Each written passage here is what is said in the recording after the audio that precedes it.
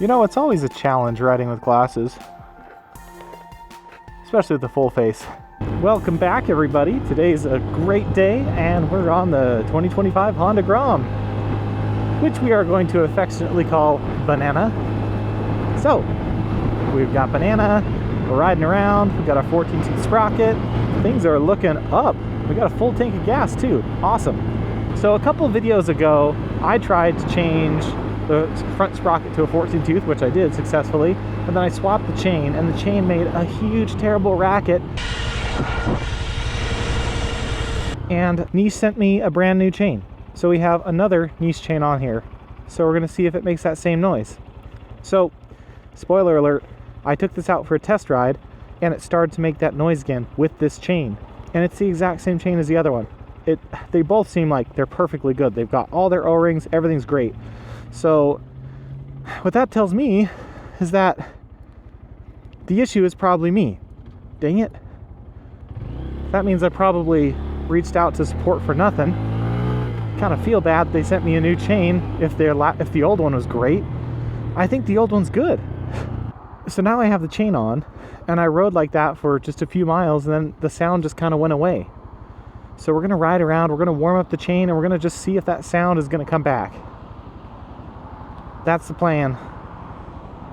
So I rode around for a while, and my audio is completely shot. I do not have any usable audio, but the chain made a little bit of noise, but it quieted down really, really quick. I think it was just the chain and sprockets getting to know each other, and the internet says for the first 50 to 100 miles, you're gonna have that with any new chain and sprocket set. So that noise, I'm just unfamiliar with it, I guess, and it's just completely normal. So here we are, we're gonna do the hill climb, and we're on a 55 mile an hour road. You just saw the sign right there. We're on a 55 mile an hour road, and I'm gonna go full speed. I'm completely locked out this entire time. You're gonna see this. And this was disappointing to me because we're going full speed. We have a headwind of about 15 to 20 miles an hour with some bigger gusts, and we're going up a fairly steep hill.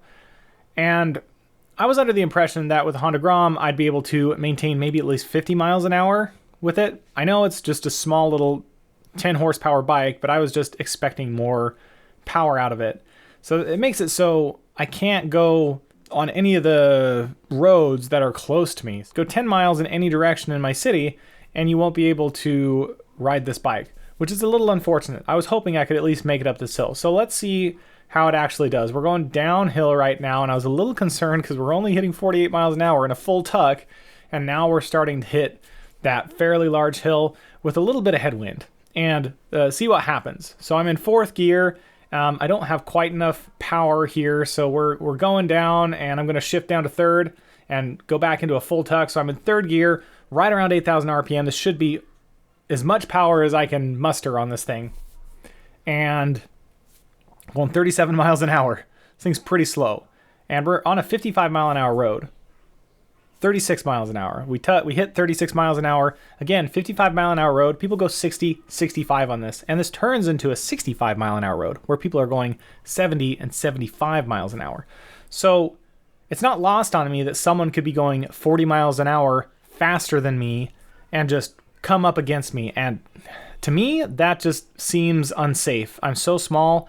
I'm just not going to risk doing that. And this next section that you're going to hear is me being disappointed in the Honda Grom that it can't do this kind of thing. I was expecting that I'd be able to ride on 55 mile an hour roads at least with this bike, because on the internet, I see people going 70 miles an hour up and down hills and all sorts of things. But for me, it's just not in the cards. So because I can't do this, this is going to be a bike that I'm going to keep for a while, but it's not going to be a long-term bike. And I have some pretty harsh thoughts about this bike in the next segment. And to quote a movie that I really, really like, believe my feelings to be more than I have said, but more than that, you should not believe. So in the next bit, I'm just going to tear this bike apart. And I really do love the bike. I just don't like it when I'm trying to ride this fast. That just doesn't work. So these are my thoughts on trying to go fast and doing more than this bike is capable of. So just keep that in mind. I just feel too small and too slow to be able to keep up with traffic, and that was a little disappointing to me. So let's unpack some thoughts here. That did not go as planned. I was hoping that they would be better, but it wasn't. This thing is like not very fast going up those hills. For me, personally, that kind of makes it so this bike is just a city bike. That's a little disappointing because I was hoping, that's what my e-bike is. And my e-bike, with a strong headwind, my e-bike actually has more power than this thing. So, and the numbers are there too. I can pull 10 kilowatts from my e-bike. What is that in horsepower? That's at least 12.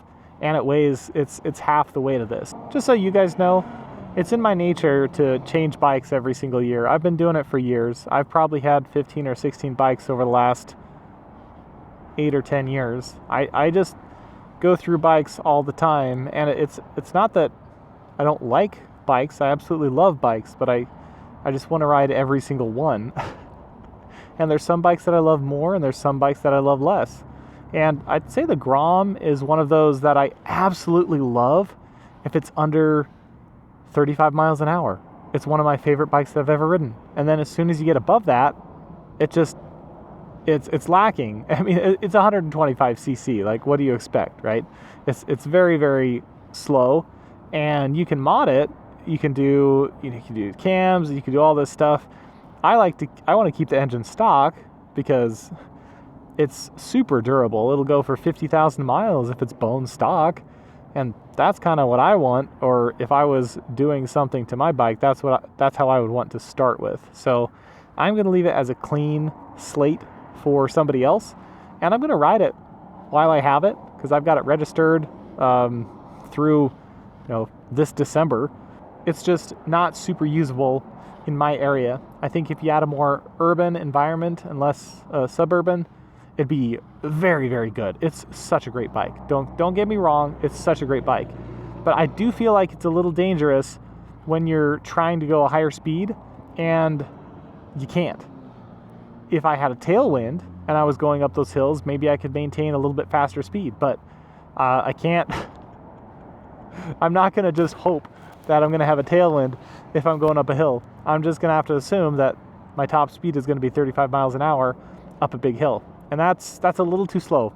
So I'm going to just keep it around maybe 200cc or 250cc might be the lowest I can go for a bike that I can just ride anywhere. And I think that's where we're at. So those are my candid thoughts. It's just such a fun bike, but it's not for me. So that'll wrap up this one. Thanks for watching, and I will see you in the next one.